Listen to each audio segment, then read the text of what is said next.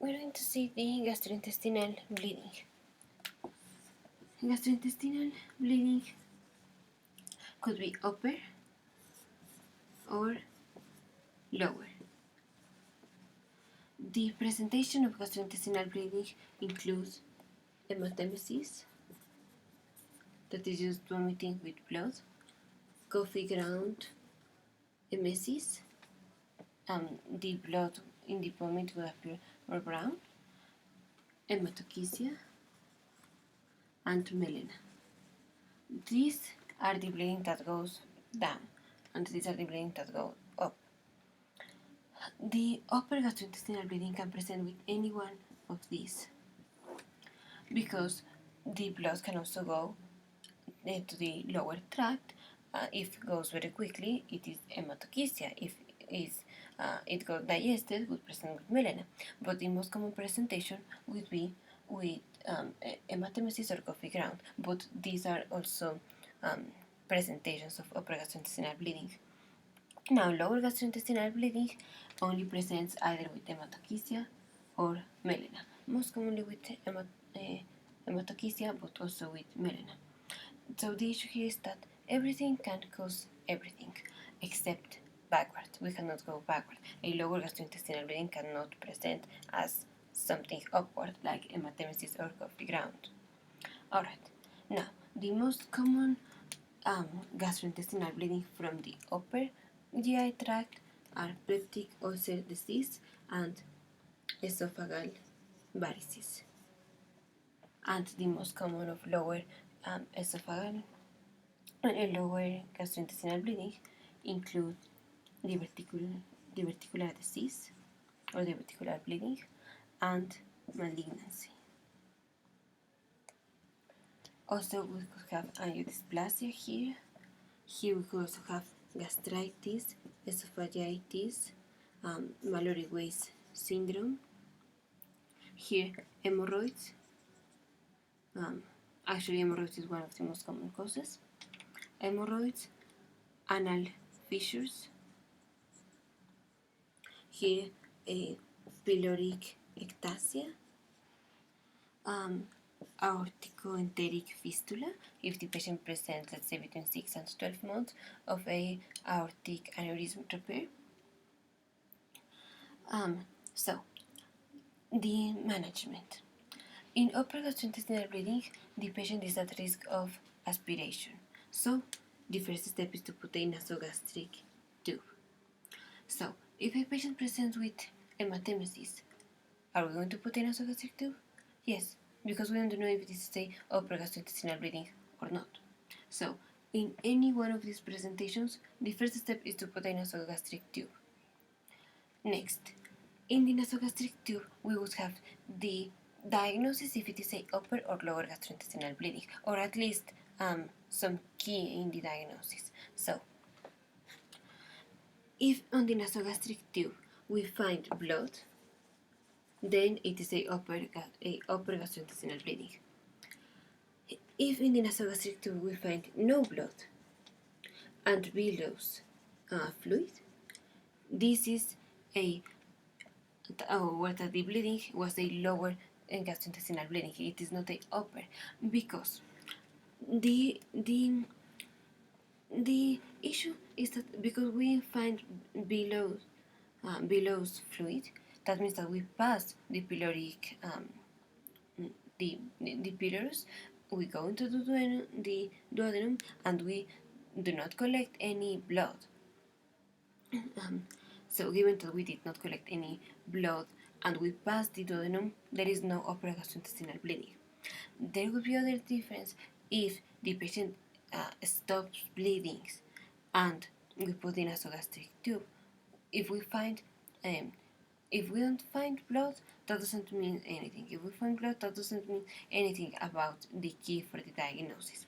That is because if the pylorus is closed and we put the nasogastric tube, we could not and this bleeding is on the duodenum, for example, we would not collect any blood, but the nasogastric tube would collect non-bilous fluid, because we could not pass further than the pylorus. This means that the pylorus is closed. but we don't know if the duodenum is bleeding. So if we don't find the bilous fluid and no bleeding, then this does not tell us anything. So the options are: if in the nasogastric tube we find blood, upper gastrointestinal bleeding. If we find no blood and bilous fluid, it is lower gastrointestinal bleeding. That's it. The other we cannot be sure.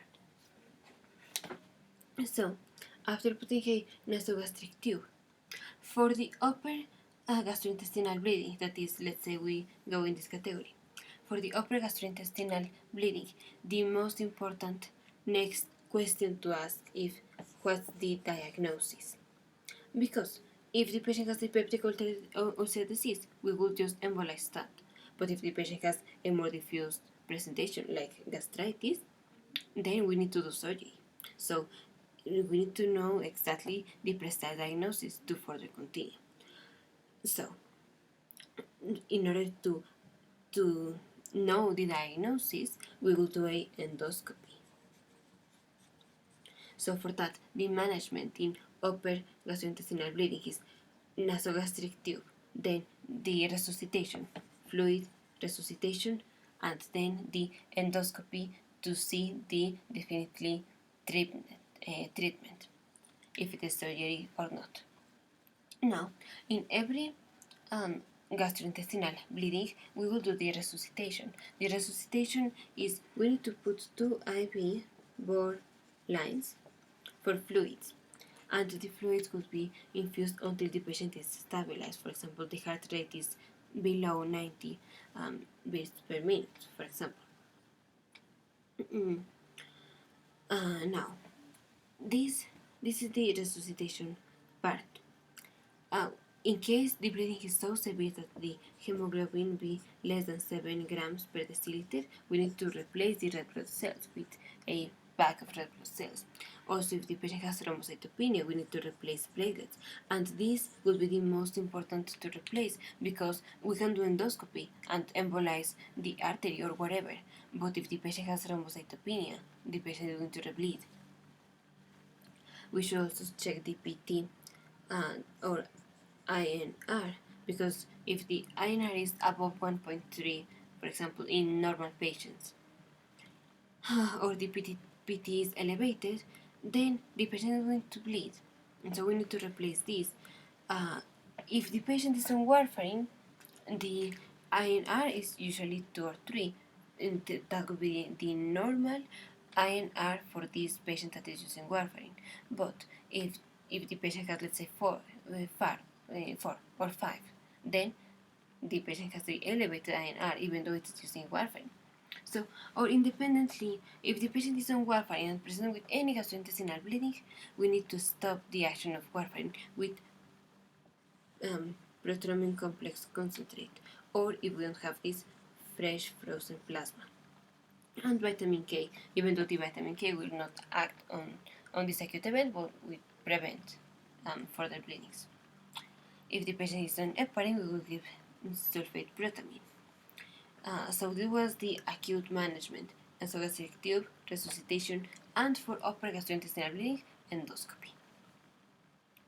Now, a patient can present with gastritis secondary to the bleeding. So we need to give every patient with gastrointestinal bleeding, we need to give prophylaxis for gastritis, and this prophylaxis will be with proton pump inhibitors.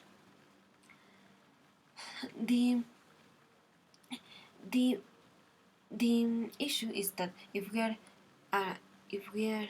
or the fact that we are losing blood means that the patient will have shock signs or pre-renal azotemia, pre-renal kidney failure. So we will see also kidney damage, and we need to correct this. Anyway, now, for lower gastrointestinal bleeding, we should always rule out hemorrhoids, so we should always do an anoscopy. Now, in lower gastrointestinal bleeding, we put the nasogastric tube and we find no blood and bilous fluid. Alright, so we know it is lower gastrointestinal tract. Now, what do we do? Here, the most important question to ask is, if if it is on the left side, we will do left hemicolectomy. If it is on the right, we will do right hemicolectomy. But if we don't know where it is, we will do total colectomy. So it is very important to know where the location is, from where is coming the bleeding. It's not much the cost, but the location. So if the patient is stable, we can do colonoscopy. If the patient has bleeding, let's say 0.5 milliliters per minute, this is the rate of bleeding, then the bleeding is going to stop spontaneously, and after this we can do the colonoscopy. If the bleeding is, let's say, between 0.5 and 2 milliliters per minute, we can do the tagged red blood cells study or scan. This is, we will take out red blood cells from the patient, mark them with technetium, and put them again on the patient. So whenever the blood is leaking, there will be leaking of red blood cells with technetium, and we will catch this, and so we will know where the location is. This is very important because even though this test is slow and probably the patient already stopped before we can have the diagnosis of the location, the important issue is that if the patient rebleeds, we already know where the location is, and so we know where to intervene. So sometimes this tagged red blood cell scan is done independently of the rate of the bleeding. Now, if the patient is unstable, that is, if the bleeding is massive, more than 2 milliliters per minute, then we do the arteriography.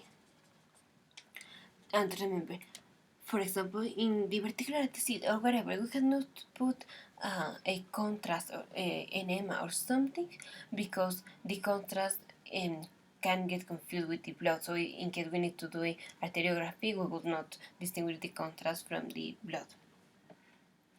Now, so this is in order us to know the location. Then the acute management is the same as we saw, the resuscitation, and the long-term management depends certainly on the etiology, if it is a diverticular bleeding, or if it is a hemorrhoid, or if malignancy, or whatever. Yes, in both cases the definitive diagnosis treatment depends on the diagnosis, but here the most important question is the location in order to tell us what to do, and here the most important question is the diagnosis. So, in the gastrointestinal bleeding, we have the nasogastric tube placement. It doesn't matter in which presentation it is. Then the resuscitation phase, and depending if we find blood or non-blood and venous fluid, we will continue with endoscopy, upper endoscopy, or lower endoscopy. Lower gastrointestinal bleeding test, like the tagged red blood cell, colonoscopy, etc.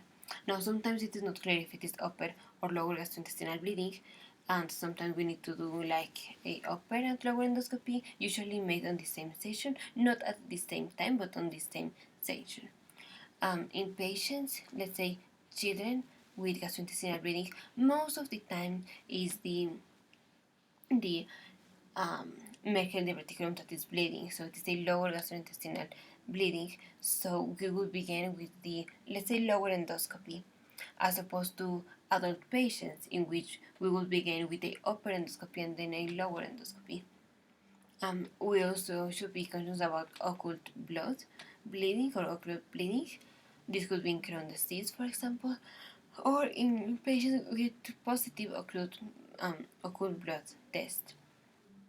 In case we don't find anything on colonoscopy or anything, we can assess if we have bleeding on the small bowel, and this we will do it with a capsule endoscopy. This is, the patient takes a capsule, and in the capsule it is like a camera that tells us or where can make us see what is on the small bowel.